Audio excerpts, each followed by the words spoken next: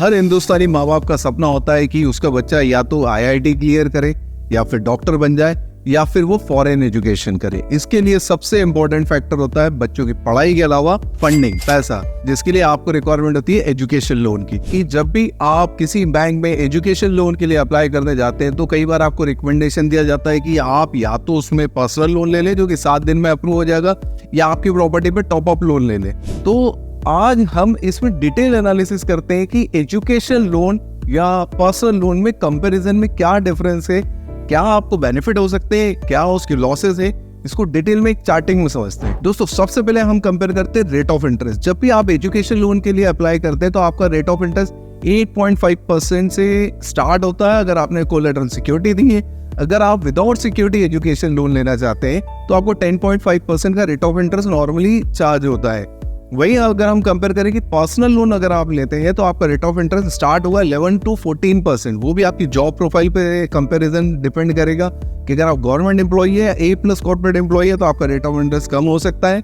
But अगर आप normal private limited company या अदर कंपनी में तो आपका रेट ऑफ इंटरेस्ट 14 to 15% भी हो सकता है। तो अगर रेट ऑफ इंटरेस्ट का कंपेयर देखें तो education loan is cheaper than personal loan. दूसरा कंपैरिजन है रीपेमेंट स्टार्टिंग टाइम।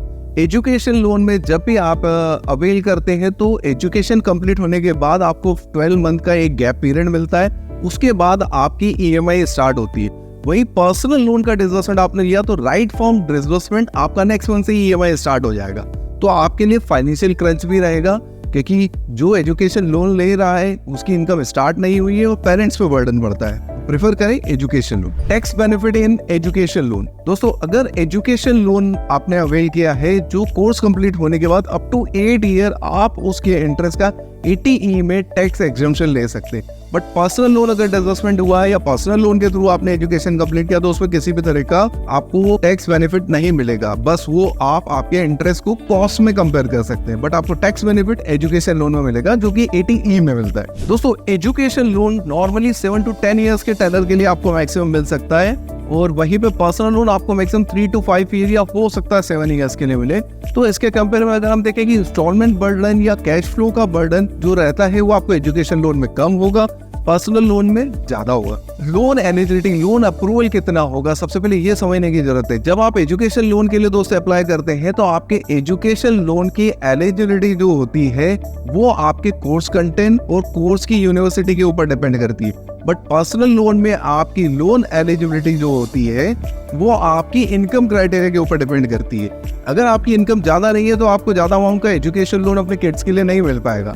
बट अगर किड्स का एजुकेशन कोर्स कंटेंट अच्छा है, उसके मार्क्स अच्छे हैं तो आपको एजुकेशन लोन इजीली मिल सकता है। तो प्रेफर करें कि एजुकेशन लोन ही लें। दोस्तों एक कंपैरिजन और होता है कि एजुकेशन लोन में गलती से अगर कोई रीपेमेंट डिले हो जाता है तो उसमें आपको कोई पेनल्टी चार्ज नहीं होती है। बट अगर आप पर्सनल लोन लेते हैं तो उसमें अगर कोई पेमेंट डिले होता है तो आपका डिले प्रिंसिपल पे 2% का एनुअल इंटरेस्ट पेनल्टी चार्ज होता है।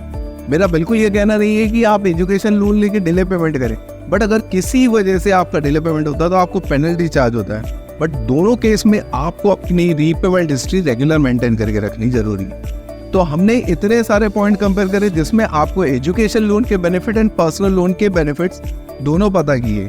दोनों की रिक्वायरमेंट अलग होती है, दोनों के प्रोडक्ट अलग हैं। बट अगर आप एजुकेशन पर्पस के लिए कोई लोन लेना चाह रहे हैं तो प्रेफर करें आपको एजुकेशन लोन मिले। आज मैंने आपको एजुकेशन लोन के बारे में कंप्लीट डिटेल दी है। ऐसी ही financial tricky information, cost saving financial information के लिए फॉलो करते रहे फिनटेक अलंकार।